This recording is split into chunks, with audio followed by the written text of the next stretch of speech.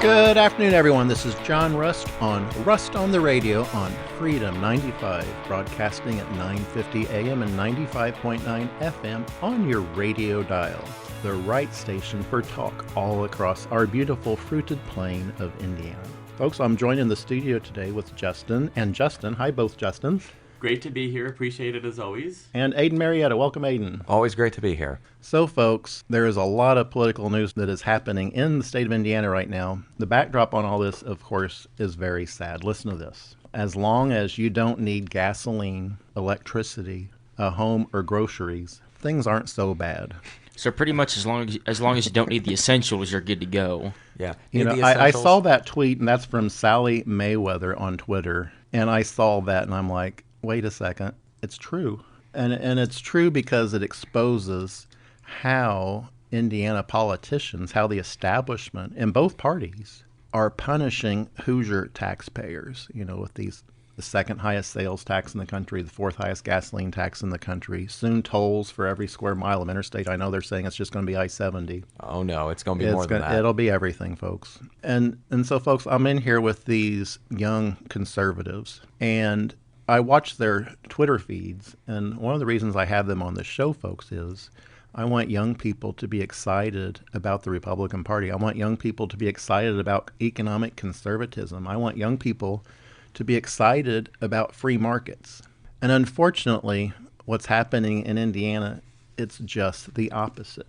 We talked about that first tweet where they said, well, if you don't need a home. Did you know, folks, that Indiana leads the nation now in home foreclosures? That is repulsive. That is disgusting. Why? Because our property tax is going through the roof. Why is Indiana, a seemingly red state, taxed so high?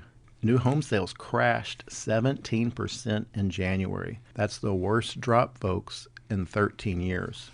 We are facing an economic crisis. And why is that? Our bills keep going up because people like Jim Banks and Todd Young keep devaluing the American dollar that you and I have to work for and pay our bills with. But unfortunately, that dollar is worth less and less. Listen to this. This is from Fox News. Electric bills are becoming a midterm problem neither party can ignore. This is an article by Amanda Macias from Fox News. For millions of Americans, higher electricity bills are becoming a monthly frustration and a growing force in midterm elections. And what she's talking about, and this is unfortunately where Indiana is one of the states leading the nation in massive electricity price increases. Listen to this. Indiana electricity rates went up 17% in 2025. They went up 9% in 2024. You know, Justin, he works for a major shipping company. He knows what the economy is doing, and he's participating in that economy. And he has to pay the bills just like everyone else. And the dollars he's earning are buying less and less. Just look at what gasoline prices are doing. But back on electricity, listen to this, folks. Electricity in Kentucky is 12 cents per kilowatt. In the state of Indiana, it is 17 cents per kilowatt. Why is that? The Indiana GOP establishment, not the grassroots, the establishment has bought in hook, line, and sinker the Green New Deal scam, pushing all these very expensive windmills, which is great if the wind's blowing. It's bad for birds, but solar panels, you know, my gosh, look at what just happened to that solar panel array up in northern Indiana, completely wiped out by a windstorm, by a tornado. Only in service 2 years. Folks, guess who's going to be paying for that? You and I will be, through higher electricity charges. There's no such thing as a free lunch. Someone's going to have to pay to replace all those solar panels that were ultra expensive in the first place, to replace them again, and then who knows how long they will last the next time. You know, the interesting part on that, folks, is it was very close to a coal-powered power plant. That coal-powered power plant survived the storm just fine. We need more clean American coal. There's your evidence right there. And so, folks, as a direct result of all these damage to the solar panels and to the war on coal by the Hoosier establishment GOP, remember, folks, Indiana mines literally tons and tons and tons of coal. We are a major coal producer, especially in southern Indiana. Why on earth aren't we using our natural resources efficiently to have a low cost of electricity like Kentucky does? You know, it's pretty obvious to me. And, you know, I always say speak the truth and shame the devil, and that sunshine's the best disinfectant. But it just seems so obvious to me when Kentucky pays on average 12 cents per kilowatt and we're paying 17 cents per kilowatt. something's wrong. Indiana is doing something very wrong. Especially when Indiana has a Republican governor and Kentucky has a Democratic governor. It's pretty bad when you have to consider that as well. And so, folks, all these utilities, unfortunately, AES is getting ready to be bought by BlackRock. And some state politicians are now saying, well, it's bad. They're speaking out against it now, but it's too late. It's already happened. And Braun just appointed 3 new members to the Indiana Utility Regulatory Committee. Do you think they're going to stop this? No. Nope. And particularly, I want to point out one of them he appointed was Andy Zay. Blue State. Well, there's an obvious solution to all this, and it's why I've always been a Margaret Thatcher conservative. Margaret Thatcher, folks, was prime minister in England from 1979 to 1990. She always believed in the devolution of state-owned companies to Britons directly. And so the companies were literally transferred to the people who are actually paying the bills. And that's what should happen on the utilities. I'm a member of a local Jackson County REMC. It's a local rural electric co-op. Co-ops are a good answer for having electricity where the costs are actually monitored by the ratepayers. We don't have that when you sell the utility to BlackRock, and my gosh, I hope BlackRock's not allowed to purchase my local co-op. Hopefully that will never happen. But I think that's why we have to have new blood in Indiana in our legislature to wake up to the fact that we have to protect our electricity grid from these vulture finance corporations like Blackstone and BlackRock. For instance, BlackRock, did you know, donates to both Jim Banks and Todd Young? Doesn't surprise me. They're the ones buying AES. So, of course, this is going to be greased, and it's going to go through, and everyone's going to thump their chest and say how bad it is, but it's going to go through, and we're going to pay much higher cost in electricity. So that will be an ongoing theme on this radio show going forward, and it has been for the last year, because I know the number one growing use of electricity in the state of Indiana is all these data centers. Why isn't there a moratorium on stopping any new data center in the state of Indiana? There should be a statewide moratorium, and I think Jacob Stewart wrote an op-ed saying calling for a federal moratorium, and I agree with him. But I think we should go further and have a statewide one, because I don't think we shouldn't be waiting for the feds to start doing it, because they're not going to. I believe in the power of the free market. It is not a free market if you are having to subsidize a data center through tax abatements for 50 years. Through electricity prices that are skyrocketing. You're paying for that. These companies are trillion dollar corporations. It's not a mom and pop company to go in and build a data center. It is the Bill Gates of the world. It's the Jeff Bezos of the world. It's the Mark Zuckerbergs of the world, who Jim Banks likes to click champagne glasses with somewhere in Virginia or D.C., wherever that was. Why on earth would anyone want to encourage a data center for our state? I don't understand that. Why we have to subsidize it. That's the big issue, is the subsidy. Why on earth is that going on for 50 years? Why should that data center not pay a sales tax for 50 years in some of these cases?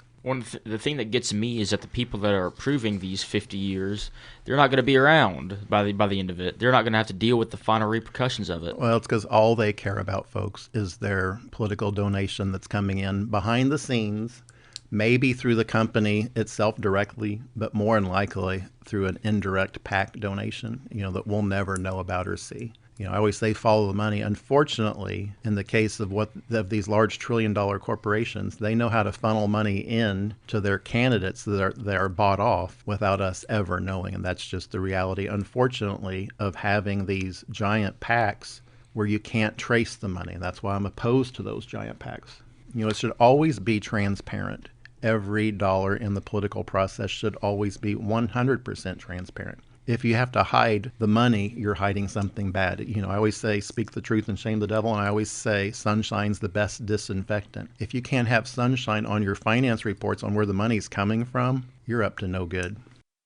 So, folks, our former governor, our former senator, our former vice president, Mike Pence, chimed in this past week, and he said, Democrats are on a taxing binge. Everywhere you look across the country, they're aiming to grab more taxpayer cash. And he had that in an op-ed in the Wall Street Journal. Well, folks, in Indiana, the establishment GOP is leading the way again with the second highest sales tax in the country. I can't believe no one's talking about that, how high our sales tax is. It's the second highest in the country, only behind California. And you don't hear that from any of the establishment GOP politicians. Why? Because they love it. You know, the fourth highest gasoline tax, property taxes, and the tolls. We shouldn't be trying to stop people from having their own economic prosperity, and that's what high taxes always do. And, you know, on the IEDC, you know, the Braun administration just announced they're going to spend $1 billion, with a B, billion dollars. Of our money. To be funneled through the IEDC to, quote, to produce allegedly 100,000 jobs. The problem is, folks, those jobs in the end, and you all know this, they will actually be going to foreigners. They'll be going to H-1B visas, and they'll be going to people from out of state to come into Indiana to take these jobs. So you're being asked to subsidize a job that someone else is more than likely going to get. And again, that's why I don't like government picking winners and losers. It should be the free market at work. It should be a free economy, not a command economy where the governor says, well, you're going to pay for your neighbor's job. And your neighbor may be from India or Pakistan or Afghanistan. You know, again, it's all about the immigration being forced on Indiana. Remember, Jim Banks called for an influx of immigration in 2017 in the Atlantic magazine. Which he claims to despise. He got mad at the Atlantic magazine in 2024, but that's pretty funny considering he was. Well, they had a interviewed big by spread them. about him. I thought he would love the Atlantic magazine. He spent a whole day with their reporter talking about how Indiana needs an influx of immigrants. Why? He didn't say this part, but this is what he meant. Why? Because Hoosier Jobs were paying too much. You know, his donors were begging for these immigrants to come in so they can work at a lower wage. That when people say they want an influx of immigrants, it's always about lowering the pay of people that work in Indiana. I love Indiana, and what I love about Indiana is we produce stuff the world wants. Not just farm fresh eggs and corn and soybeans. You know, I'm a farmer, so I'm always going to push that aspect of it. Delicious bacon. I love bacon. There's a lot of wonderful hog producers in our state.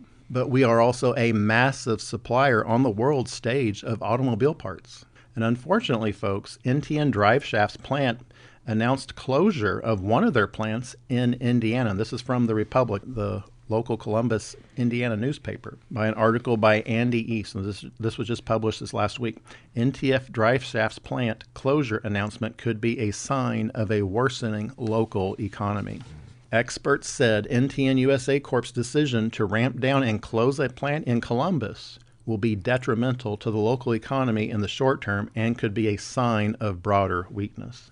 Folks, this is just one plant. There are still other NTN plants that are going to continue operating, fortunately. Which is good. Which we absolutely want to keep and I keep would them point operating. out Cummins is a very important part of Columbus's economy. Absolutely. You know, all of Indiana, look how many cars are produced in Indiana. You know, we are a major automobile state. Unfortunately, with NTN's closure, that's a warning sign, and we have to wake up and say, why is that happening? And it's because Indiana's becoming such a high-tax state. You know, when you just look at all these taxes that I keep repeating, it's like a broken record, unfortunately.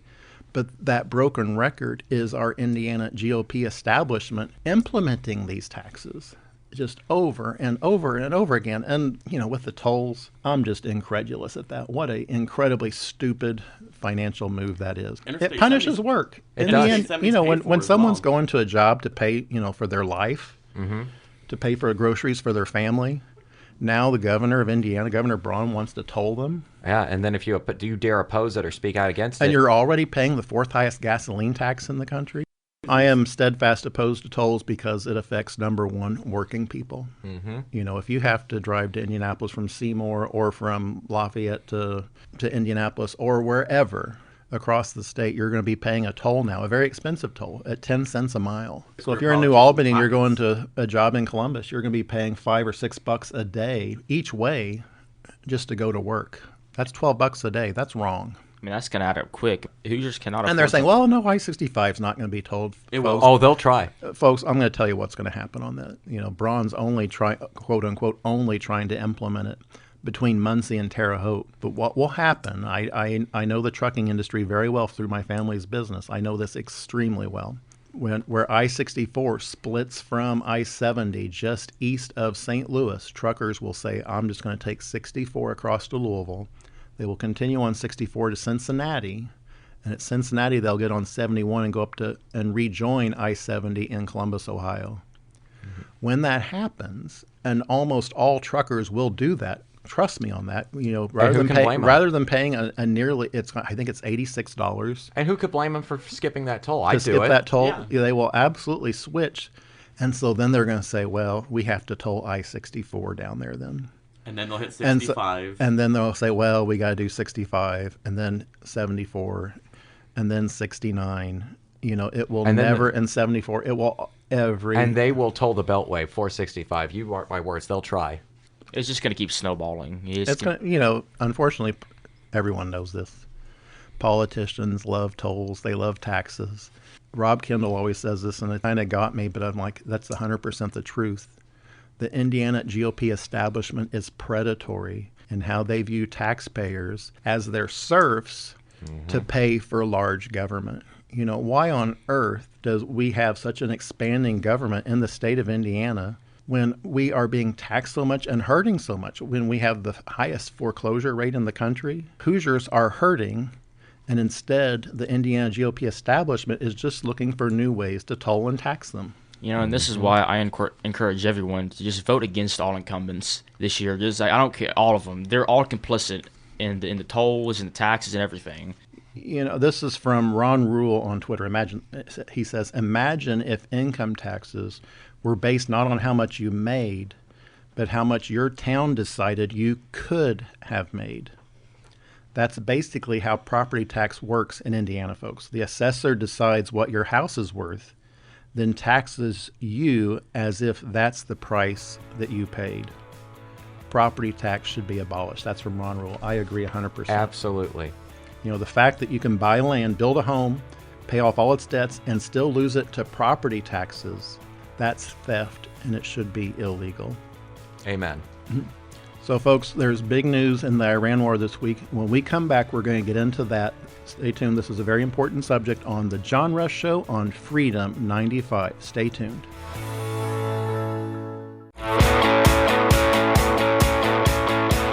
Welcome back, folks. This is John Rust on the Radio on Freedom 95, 950 AM and 95.9 FM on your radio dial. Joining the studio today with Justin, and Aiden. Welcome back, guys. Always great to be here. Thank you. Always great to be here. Appreciate it. So, folks, this is from CBS News this past week. It says the Trump administration is making heavy preparations for potential use of ground troops in Iran. This is by an article by Jennifer Jacobs, James Laporta, and Eleanor Watson, published March 20th, 2026. The Pentagon is preparing detailed plans for a possible U.S. ground force deployment. Dateline Washington. Senior military official commanders have submitted specific requests aimed at preparing for such an option as President Trump weighs moves in the U.S.-Israeli-led conflict with Iran, sources said. President Trump has been deliberating whether to position ground forces in the region, sources said, on a condition of anonymity, because they are not authorized to speak publicly. It is unclear under what circumstances he would authorize the use of troops on the ground. Folks, the background on this, and we have been in this war now for over 3 weeks, but we have to ask, why are we doing this? This cannot be another Afghanistan where we spent $2.7 trillion, put troops on the ground, American soldiers were killed. And guess which regime's back in power, just like it was over 20 years ago? The Taliban. We took it from the Taliban and turned it back over to the Taliban. We can't do this war in Iran if it's just taking it from one Khomeini and giving it to another Khomeini. And that's how it looks today, but hopefully that will change. The Iranian people, it's really them. They have to step up and do this. We can't do this for ourselves. And I'm going to probably take an unpopular position right now. I do not believe troops on the ground is the best way to go. Iran is the world's 17th largest country by territory.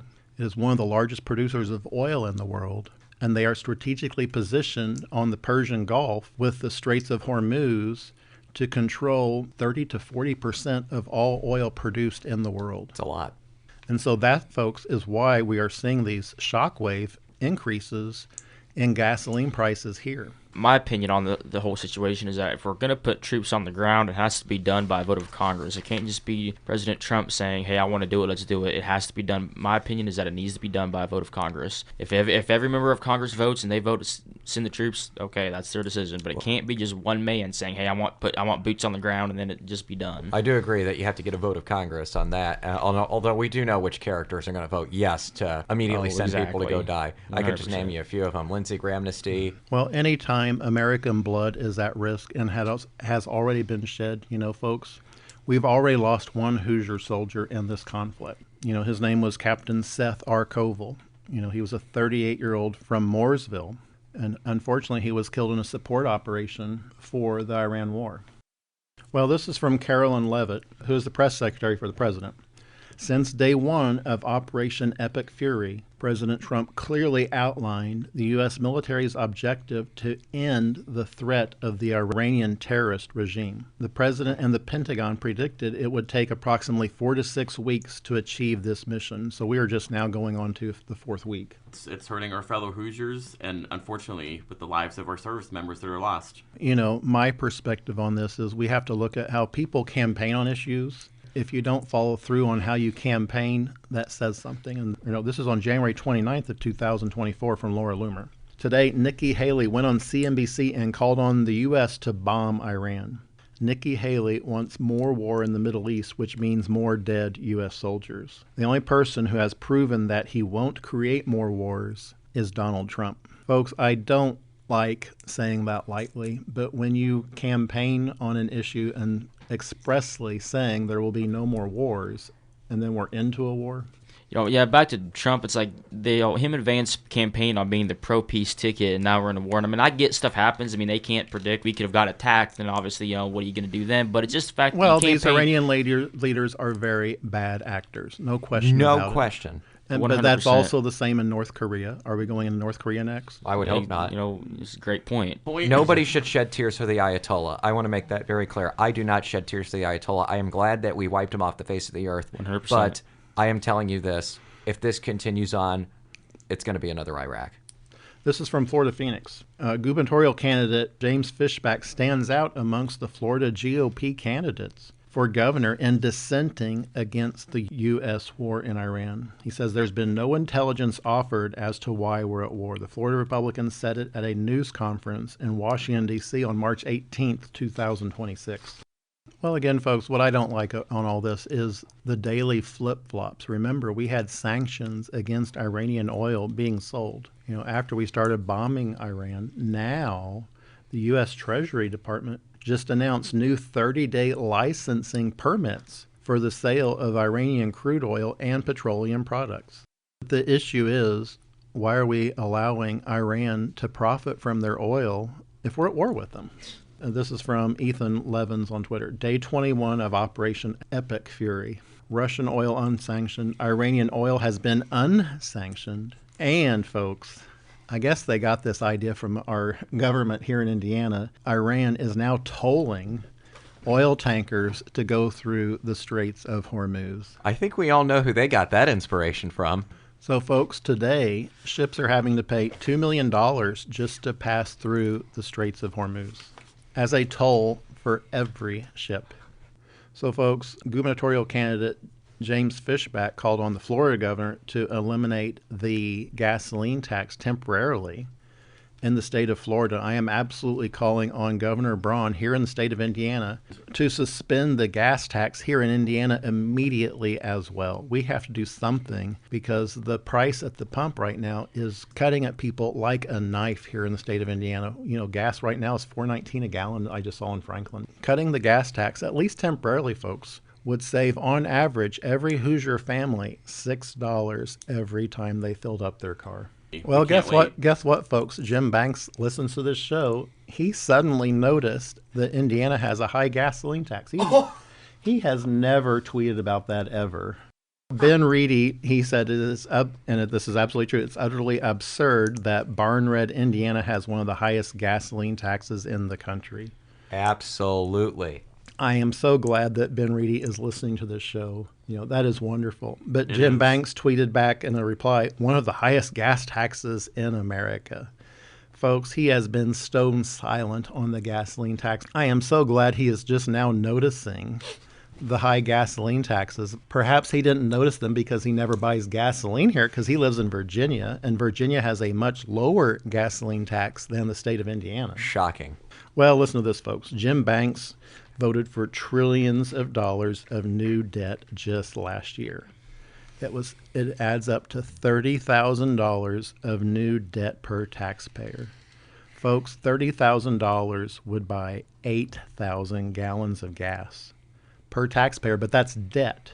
8,000 gallons of gasoline would drive you, on average, 180,000 miles. That's more than a lifetime of your car.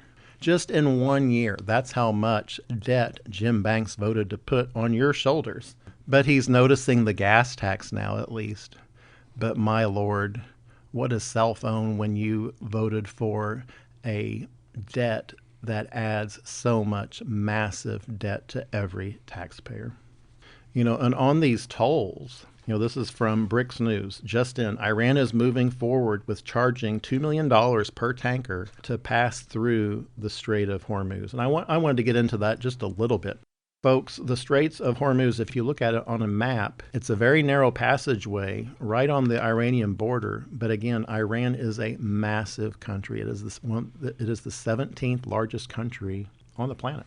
And it has a very diverse geography. It is not just a desert. There are massive mountain ranges in Iran. Tehran is right at the base of a mountain range between the Caspian Sea and Tehran. It's a huge mountain range. So when we start talking about ground troops going in, that's not just, it's going to be a quick desert fight like in the Iraq War where everything's out in the open and easy to see. Iran's a different situation. Yes, there are vast areas of desert in Iran, but there are also massive mountain ranges, and in fact, it's a lot like Afghanistan. We have to be very careful before ever thinking that would be a good idea to commit to putting ground troops and trying to take over the entire country.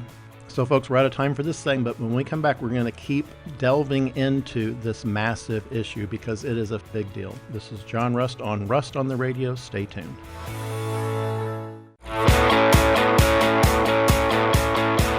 Welcome back, folks. This is John Rust on Freedom 95, Rust on the Radio, broadcasting at 950 AM and 95.9 FM.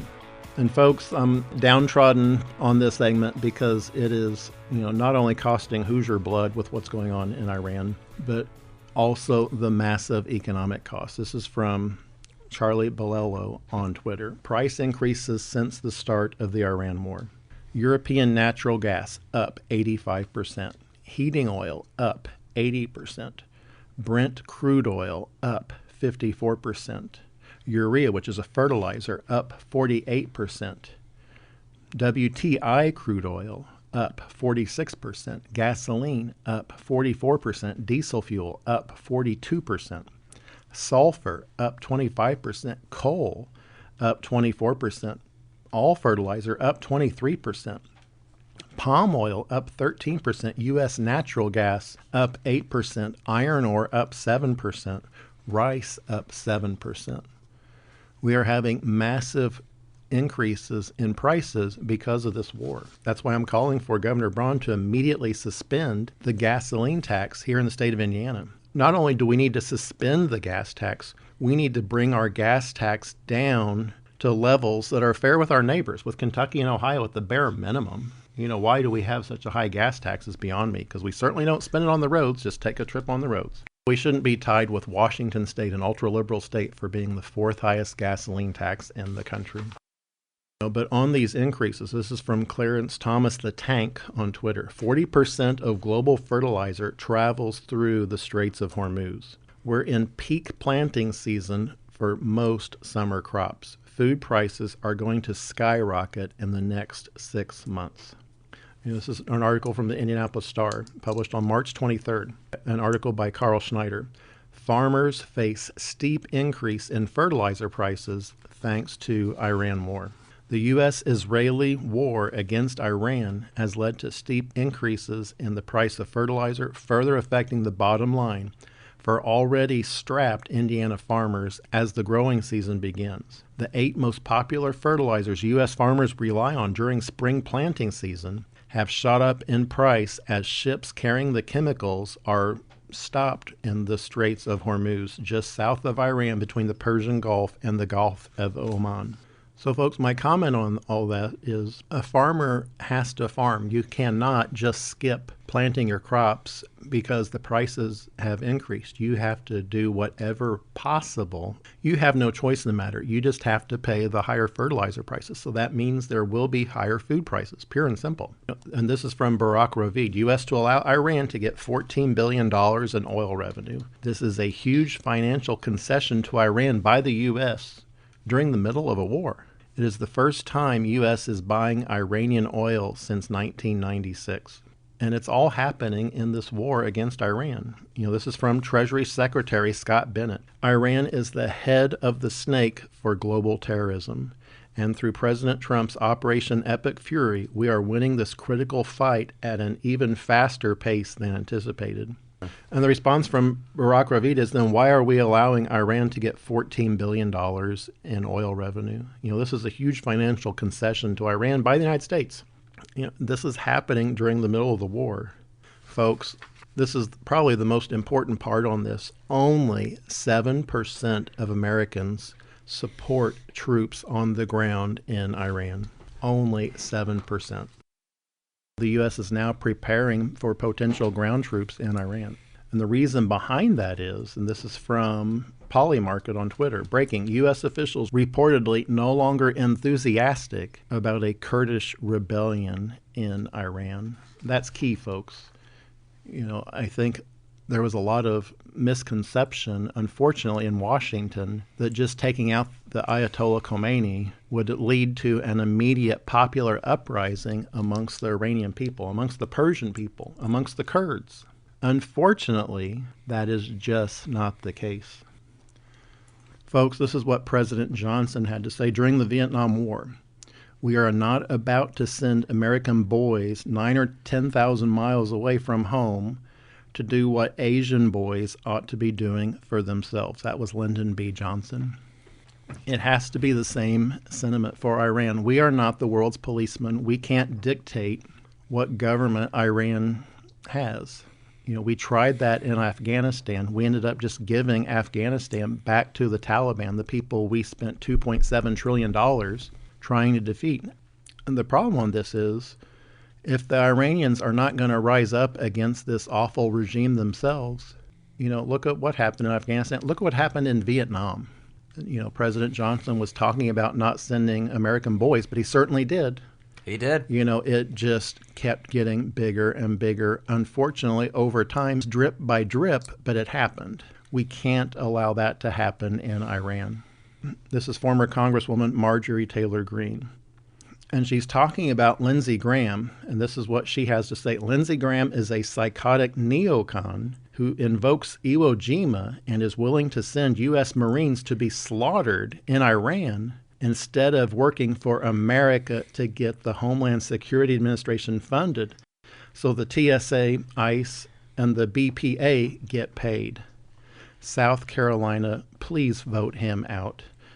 Tim Burchett, a Republican, says this in response to Lindsey Graham's quote on this, and what they're talking about was Karg Island. And Karg Island, folks, is where 95% of Iranian oil gets transloaded from the mainland via this island for ocean shipment all across the world.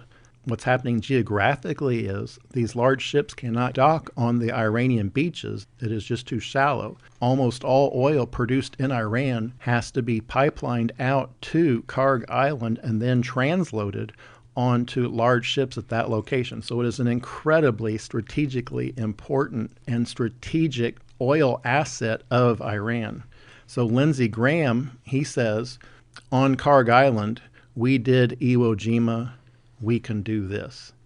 Tim Burchett said, we lost 7,000 Marines and 20,000 were wounded when we went into Iwo Jima.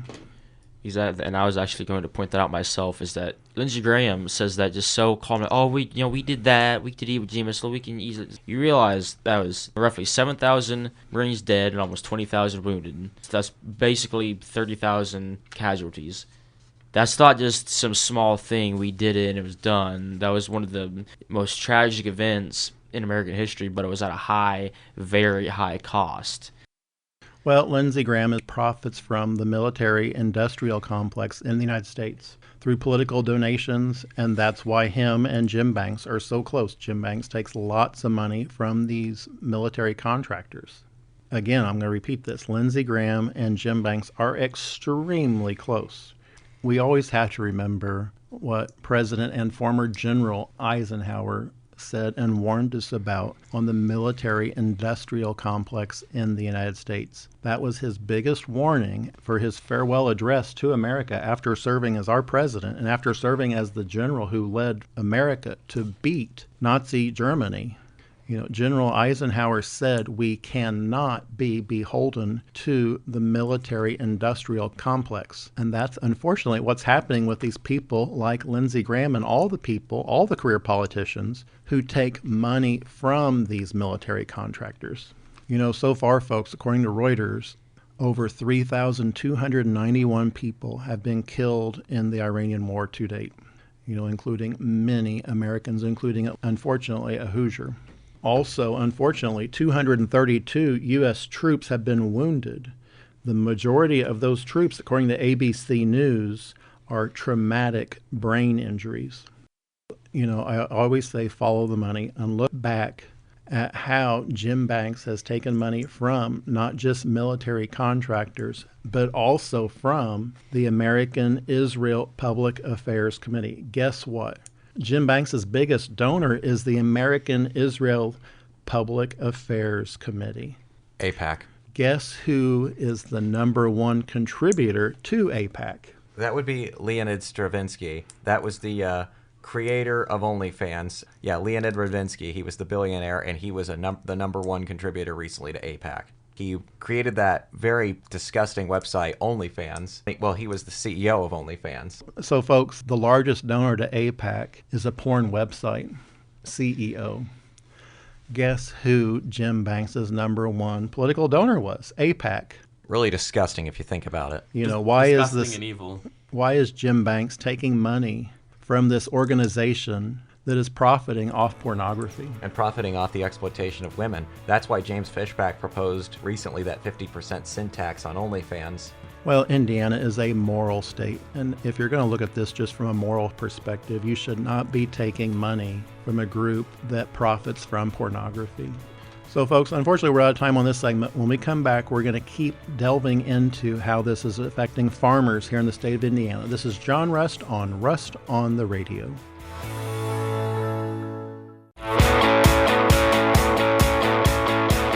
Welcome back, folks. This is John Rust on the Radio on Freedom 95. We are talking about the Iranian War and its effects on Indiana farmers. And this is from an article in the Indianapolis Star talking about a farmer here in the state of Indiana. Farmer, his name's Crone, who owns a corn and soybean farm in Evansville. He's already pivoting to handle the increased costs, but it won't be easy. This is a quote. On our farm, we are trying to slim down fertilizer inputs, but we can't cut back too much because that would hurt our yield. Last year, Crone and other Indiana farmers operated on already tight margins, and this year could be even grimmer, he fears. 3 farmers in his neighborhood have already decided to quit farming. They looked ahead and saw that if they spent the next 3 years working in the fields, they'd have less money than they do now. Folks, war always comes at a price. Not only a price in treasure, but more importantly, a price in blood, and we are paying that price today. But on farming, he says, it's pushing the older generation to say, why am I going to work my tail off and lose money? With fewer younger farmers taking over and costs continuing to rise, Crone says he fears for the future of Indiana farms. Indiana is the 7th largest agricultural state in the U.S., with farmers here exporting about $6 billion of crops all around the world. So, folks, this is obviously coming at a human cost to Hoosiers and to a treasure cost to Hoosiers. And what does Lindsey Graham have to say about this? He says, we're going to make a ton of money. He's actually quoted as saying that. Why on earth is a U.S. senator who pals around with Jim Banks talking about the Iranian war as a way to make a ton of money? War should never be about profit. War should never be about just increasing the size of the military-industrial complex in the United States. But short term today, we just have to look at what gas prices are doing, here in the state of Indiana. And so again, we are calling on Governor Braun to immediately suspend the gas tax. This is from Garrett Berquist. Governor Braun says he won't rule out temporarily suspending the sales tax on gasoline if the war with Iran lasts longer than a few weeks. Folks, it has been several weeks now. It is well past time. We see what the gas prices are here in the state of Indiana compared to what they are, especially in other states because of our ridiculously high gasoline tax. To immediately, permanently suspend the gas tax entirely and to have a conversation on massive gas tax that is the fourth highest in the country. We should have a much, much, much, much lower gasoline tax than what we do. This is a statement by James Fishback on the war with Iran. This is back when it started on February 28th, 2026. He says, I have no sympathy for the Iranian regime. They oppress women. They persecute Christians. They are brutal and illegitimate. But if that's the standard, we should be bombing a dozen countries across the world today, including several we call allies. Don't let Washington tell you this is about human rights or our safety and security. It isn't. It's about Israel once again dragging us into their wars and expecting us to foot the bill in blood and money. President Trump ran on no new wars. So did George W. Bush. So did Barack Obama. And yet here we are again, another war nobody voted for, started without a single vote in Congress. As governor of Florida, I will never allow the 12,000 men and women of the Florida National Guard to be sent to a foreign war without explicit authorization from Congress.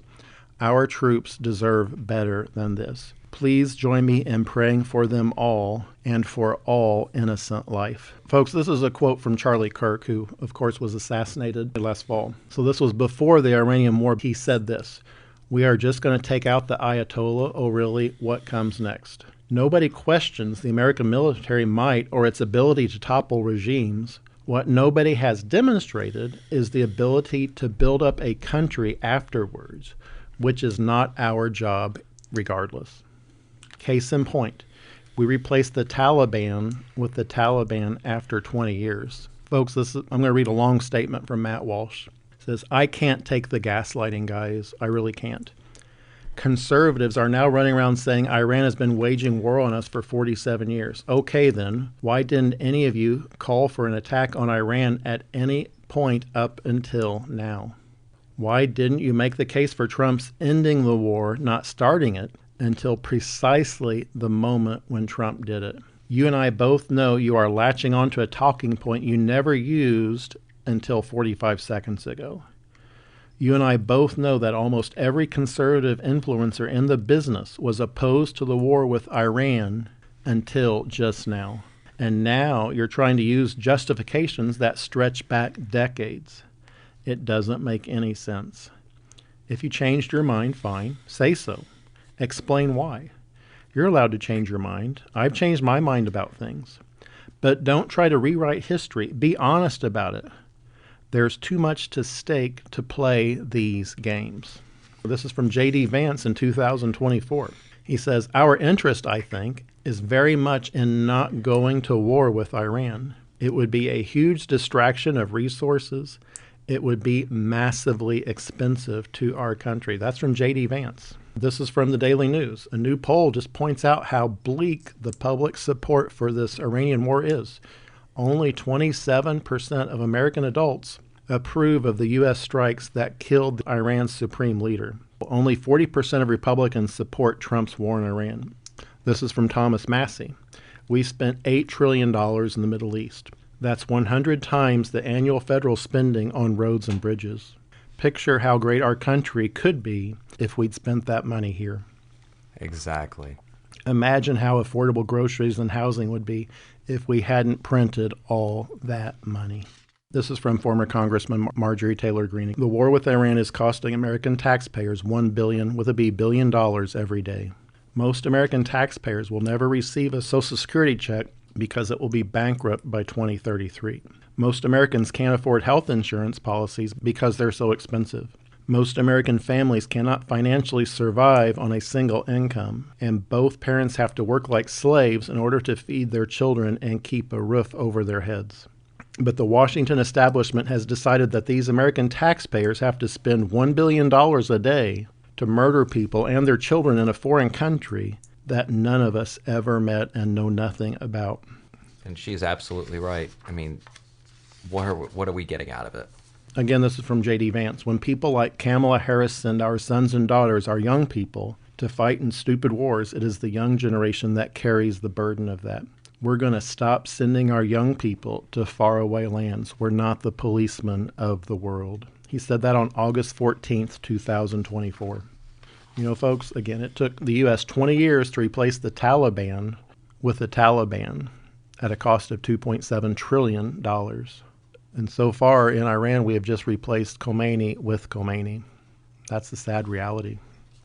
So, folks, I keep talking about how you can't get into a war without knowing what the outcome will be. It can't be like Vietnam. It can't be like Afghanistan.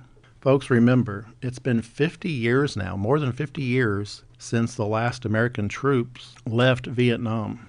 This was just on March 23rd of this year. Vietnam's Communist Party wins 97% of 500 seats in the Vietnamese National Assembly. 50 years later, Vietnam is still communist. And it's the same deal in Afghanistan. And, you know, again, you always have to remember and be thankful for the service members who gave their lives for our country. I'm going to close with a statement by President Donald J. Trump. I am pleased to report that the United States of America and the country of Iran have had over the last 2 days very good and productive conversations regarding a complete and total resolution of our hostilities in the Middle East. Based on the tenor and tone of these in-depth, detailed, and constructive conversations, which will continue throughout the week, I have instructed that the Department of War postpone any and all military strikes against Iranian power plants and energy infrastructure for a 5-day period, subject to the success of the ongoing meetings and discussions. Thank you for your attention to this matter, President Donald J. Trump.